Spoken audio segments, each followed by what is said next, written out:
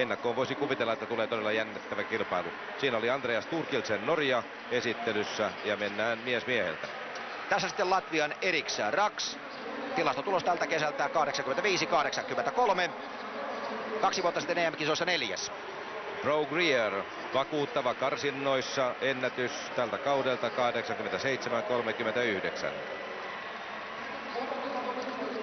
Tämän kauden maailmantilaston ykkönen Venäjän Alexander Ivanov.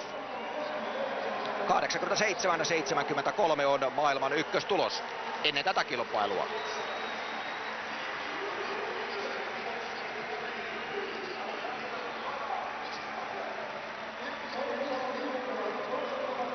Venäjän ehkä vielä vahvempi valttikortti viime vuoden maailmanmestari Sergei Makarov.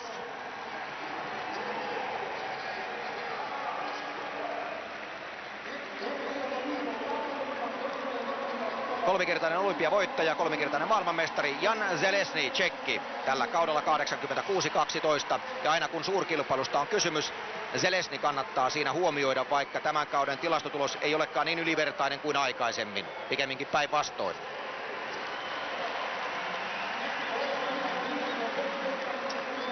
Loukkaantumisten vaivaama Matti Närhi. Toivottavasti vaivat on saatu kuntoon niin, että, tai hoidettua pois päiviltä niin, että mies on jälleen täydessä terässä. Hyvin vähän heittoja tällä kaudella, mutta toivotaan parasta.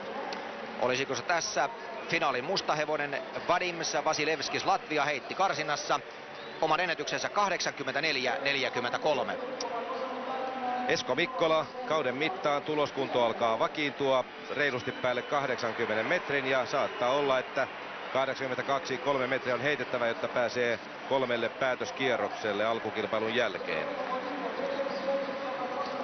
Viron Andrus Värnik kannattaa myös lukea vahvojen mitalisuosikkien joukkoon. Viime kesän Pariisin kakkonen, tilasta kakkonen maailmassa 87-58.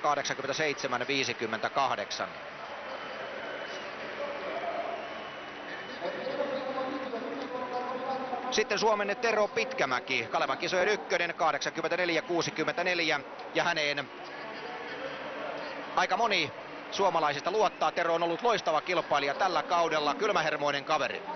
Täpärästi finaaliin selviytynyt Steve Backley ei yltänyt karsintarajaan, mutta pääsi kuitenkin mukaan 12. 4 kertaa hän on urallaan voittanut Euroopan mestaruuden, pari kertaa on tullut olympiahopeaa ja pari kertaa MM-hopeaa, mutta olympiavoitto puuttuu vielä palkintokokoelmasta. Ja tämän hetken kunto ei välttämättä viittaa siihen, että tämän kisan jälkeen olisi olympiavoittaja, mutta karsinta kuitenkin antoi paikan finaaliin.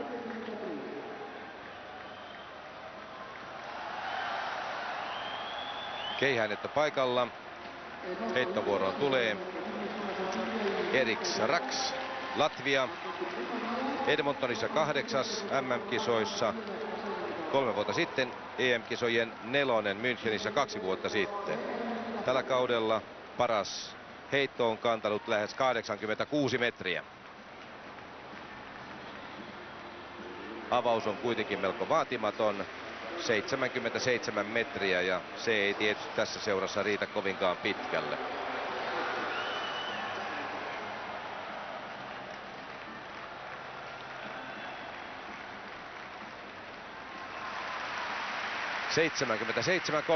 ...77-13 on Raksin tulos avauskierrokselta.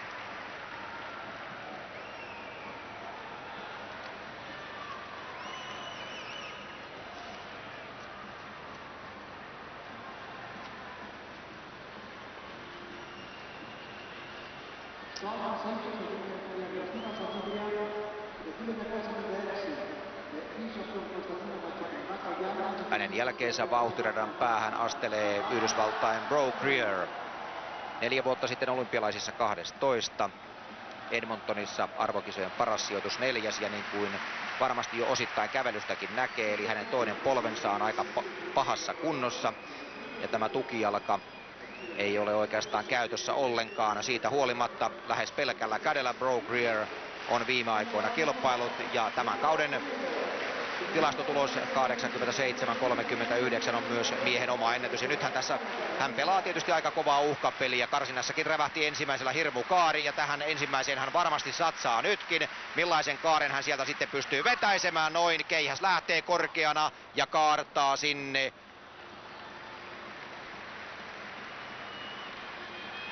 Taitaa olla 74 metrin paikkeille, kyllä. Eli 74 metriä, eli ainakaan tämä ensimmäinen heitto ei onnistu. Ja niin kuin näkyy, niin ei hän minkäänlaista tukea saa siitä Mondosta alleen ollenkaan. 74-63, keihäspaikalla tilanne jatkuu. Ja täälläkin suosikki asialla, eli Sergei Makarov aloittaa oman urakkansa. Ja nyt olisi aika hyvä paikka iskeä sellainen kova tulos tähän, koska aika vaisusti tämä kisa on lähtenyt liikkeelle. Makarov on varma suurkilpailujen mies ja Karjaisu saattaa keihään lentoon ja siitä tulee kyllä nyt sellainen tulos jo heti kättelyssä, että tästä ainakin hänen on hyvä jatkaa. Ennen häntä Alexander Ivanov heitti 83-31 ja Makarov heittää 84-84 ja menee kilpailun kärkeen. Ja 2 sentillä. Kyllä, tähän on varmasti pakko myös, ja on tietysti pakko kertoa se, että Norjan Andreas Thorkildsen avasi tämän keihäskilpailun hienolla tuloksella 84-82, eli norjalainen nappasi heti siinä kauden parhaan heittonsa, joten Makarov johtaa, Thorkildsen kakkosena. Ja näin Kalevan kisojen ykkönen 84-64. Tällä kaudella heittänyt Pitkämäki avaa oman kilpailunsa. Tämä kilpailu on alkanut erittäin korkeatasoisesti ja nyt Pitkämältä tarvittaisiin hyvä pitkä avaus. Ja se kaartaa sinne pikkaisen yli 80 metrin, mutta tässä on tehty niin hurjaa jälkeä tässä ensimmäisellä kierroksella, että tällä Pitkämäen heitolla, pikkaisen päälle 80 heitolla, ei vielä päästä kutittelemaan kärkipaikkoja. Siellä nimittäin kävi juuri niin, että Latvian Vadimis Vasilevskis heitti heti ensimmäisellään taas ennätyksensä 84-95. Pitkämän avaus on 80-38, hän on kuudentena. Esko Mikkolan avaus 76-20. Ensimmäinen heittokierros on heitetty, toisen loittaa Norjan Andreas Thorkildsen, avasi 84-82 tuloksella ja norjalaisen piiska sivaltaa keihään korkealle ja pitkälle.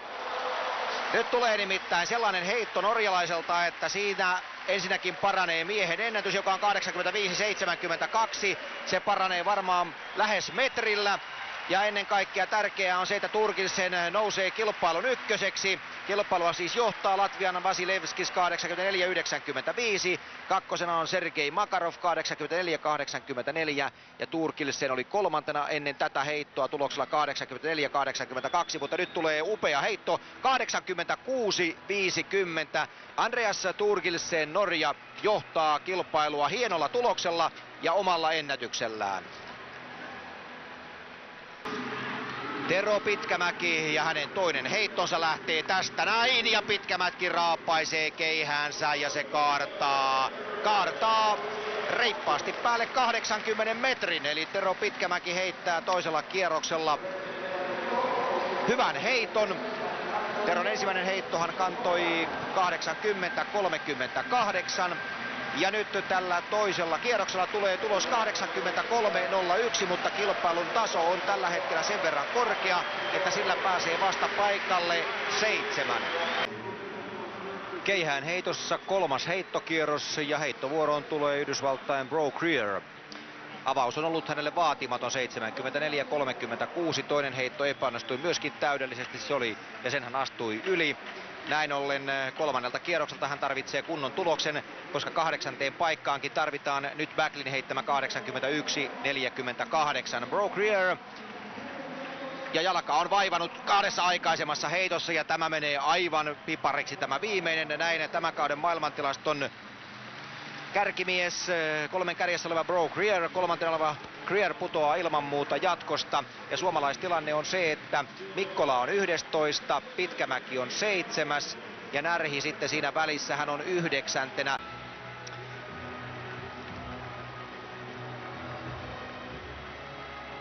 Siinä tulee sitten Jan Chelestin kolmannen kierroksen heitto.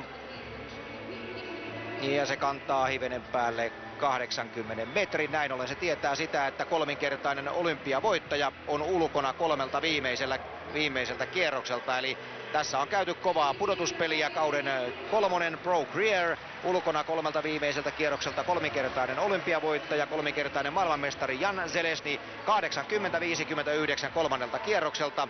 Ja sijoitus näkyy, se on 9.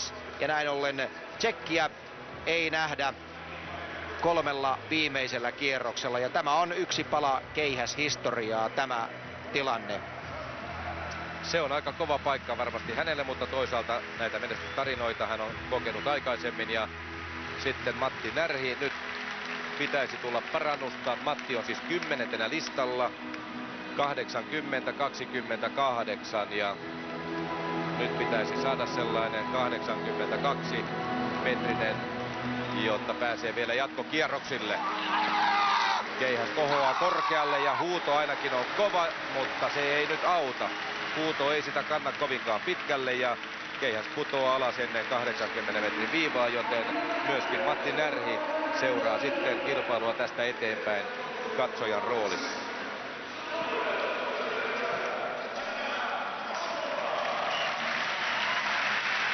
Parhaaksi jää 80-28, tämä heitto kantaa 78-73.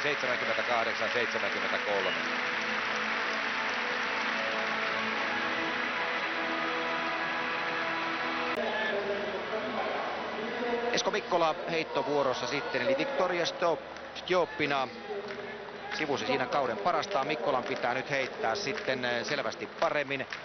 Hän on edelleenkin kilpailussa 11 tuloksella 79-43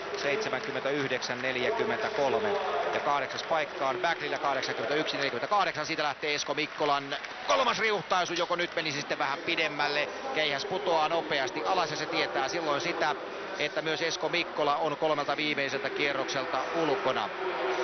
Valitettavasti näin on 76-20, 79-43. Siinä 2 ensimmäistä heittoa. Ja nyt meidän ainoa valttikorttimme siellä on Tero Pitkämäki, joka on sijalla 7 ja pysyykin siellä. Eli Tero on joka tapauksessa kolmella viimeisellä kierroksella mukana.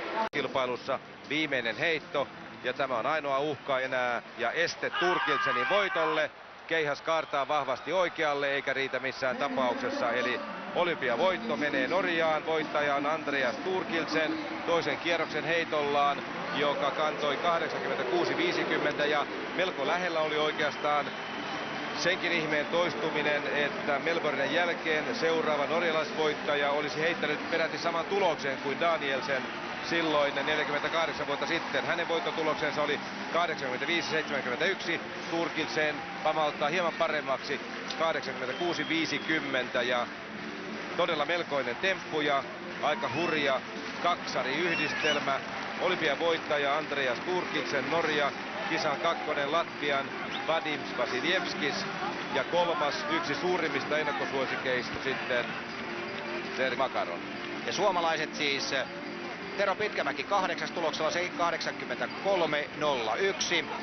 Matti Närhi 10. 80-28. Esko Mikkola 11. 79-43. Eli Matti ja Esko eivät finaalikierrokselle selviytyneet, mutta tässä on tämän porukan oikein varsinainen jymypaukku, eli Vadims Vasiljevskis. Thorkildsen oli viime vuonna Pariisissa 11. Hänellä on juniorien MM-kisojen kakkostila 4 vuoden takaa. Se on sellainen omanlaisensa meriitti ja totta kai hänellä on myöskin tämä juniorien maailman ennätys. Eli se on hänellä tietysti myöskin olemassa, mutta olympiavoittotuloksella 86-50. Se on sellainen paukku, että tällaisia tietysti tämä urheilu kaipaa. Ja hyvin tasainen kilpailu. On sentti vaille 3,5 metriä.